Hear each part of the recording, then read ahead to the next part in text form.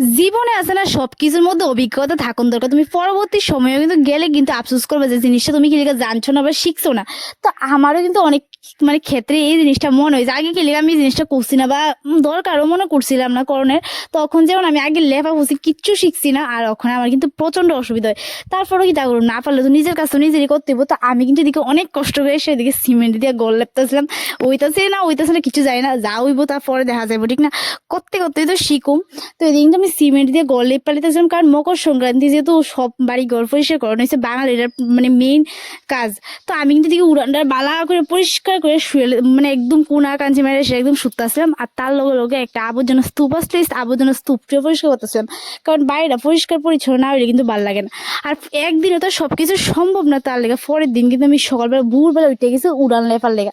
আর উড়ান লেপার কাজ কিন্তু আমি কোনোদিনও করছি না, কারণ মাই করছে। তখনই আমি ভাবলাম যে আজকে আমি নিজেই চেষ্টা করি যে উড়ানে লেপটা পারি কিনা।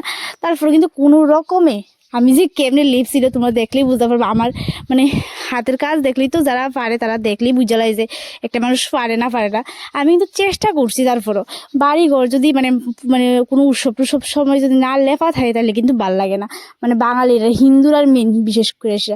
তো আমি কিন্তু দিকে লেপা টেপা লাইতেছিলাম। তারপর কিন্তু আমি অনেক জামা কাপড় খাতা টাতা সব কিছু দিয়ে দিতেছিলাম, কারণ এটি ধোন লাগবই।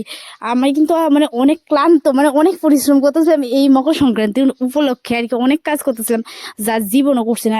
গত বছর তো আগরতলা ছিলাম, তার লেগে এত কিছু সম্মুখীন হয়েছি না। এবার তো যেহেতু বাড়ির, তার লেগে অনেক কিছু সম্মুখীন হয়ে গেছে। তারপর শেষে কিন্তু বক ফুলের বড়া বানিয়ে ভাত খেলাম গরম গরম।